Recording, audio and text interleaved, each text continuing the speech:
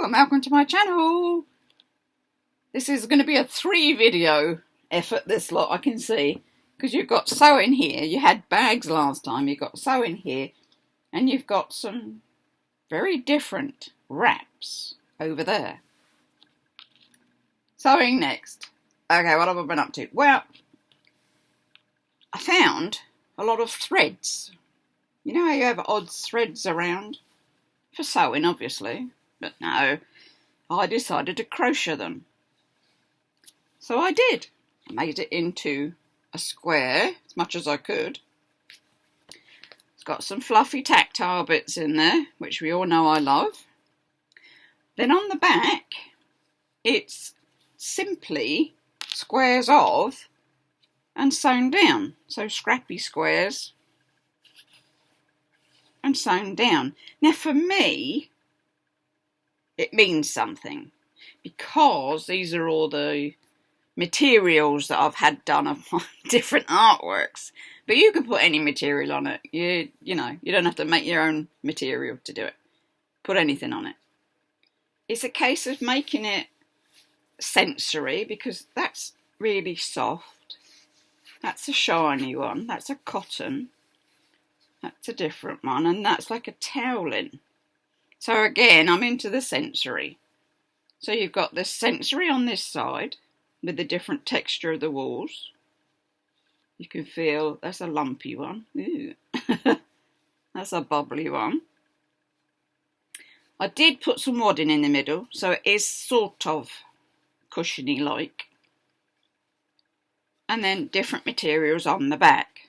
So yeah, I would call this one of my sensory cushions. So he's nice. That's that one bit. What else did I get up to? Okay. You know, I like to draw in black and white. So I thought, I've never sewn in black and white, just with black thread and a white background. Which is fine until you're like me and you just like colour. So you add colour. Now, this one, let's get him up to you. There we go. Crazy. It did start off as just the black thread on there, but then when I'd sort of finished, I had to put colour on it. So I've got my felt pens and did colour on it. And the little bit says, it says, nothing in my world is ever just black and white. And I've signed it down the bottom. So no, nothing in my world. I put a light backing on him just to cover up a lot of the stitches. You can still see through him. But, yes. It was just something different. You know, I've got to try these different things. Just strange bits on there. I like my caravan. I like my elephants. I don't know what happened to the girlie with her dropped head, but never mind. So that was that one. Bit of black and white sewing for you. Next. Okay. I saw on a YouTube channel, you know where we've done basket work with long strips of fabric. So you've got it going across and coming down and it's fabric and you weave it, weaving. This lady did it on with lace. So I had to have a go. And it's just weaved exactly the same, but I've added, obviously, some bits of my own on there. This is not my own, but the crochet in the middle is. It's like a bit of a sea anemone, isn't it? You can have it any way up you want. Doesn't matter. I covered the back again so that it's a nice cover. It can do like on a coffee table or something. You wouldn't put your mugs on it. I don't suggest that.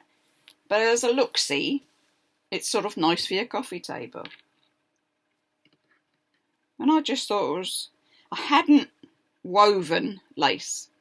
Different thicknesses, you can see. But they weren't, I hadn't done them. And it's a coloured background. It's not on a white background or you'd never see your lace. So it's on the coloured background. Yeah. That's another piece for you to get on with and have a go at. And then I think I've got one of these waiting to be done. Let me just... Yes, I have. Okay. So what we have here, I wrote this one down. Boro, Japonais, Boro, DIY Sashiko by Sonia Canlay. Again, I'll add this properly in the box when I do the actual, writing up the video. This one is just white stitch. It's bits of material everywhere, but in essence it's just white stitching. And it's very simple stitching. There's nothing complicated on there. I have little baby French knots. Got a couple of stars. This I loved. It's called feather stitch, but I'd rather call it chicken walking. Because it looks like chicken feet. Yes, Lynn, I have a weird imagination. Again, it's different types of material, so it's still the tactile bit that I like. I didn't cover the back because probably it's just going to be stuck into a book or, I don't know, onto something. You don't need a backing on it. And it's not untidy. It's not all colours and it's not all untidy, so I didn't cover it. But that was fun to do because sometimes you just need, is it mindless stitching? I don't know, it's slow stitching. I don't do anything slowly, but you're mindful of just doing easy peasy stitching. So here's a nice little square. So how do you do them? Well, you get a piece of backing. You get all your little bits of scraps. I've actually glued these in place. What have I got this time? I haven't got Pritt Stick today. I've got Scotch glue. And I just put a dab on, stick them on, and then they stay put. And then I've done like an invisible stitch where you just clip a little bit. You do a long underneath and come up and clip a little bit. So you can't really, might show up on that one. Can't really see it a lot, which is the idea because it's called invisible stitching. But again, it's all different textures of material. And that one's a waiting stitching to then come out like that one. They could make a pair, couldn't they? I could sew them together. Do whatever you want with them, really. So that was a different kind of stitching. And as I say, I'll put the bit in the box so you can see the lady that actually did these to spurn my ideas off. That is our next video. Then I'm going to make number 3, which is those different wraps. Stay tuned. Do give us a thumbs up, do subscribe, there's more coming. I should say, stay safe, take care, and it's bye-bye for now.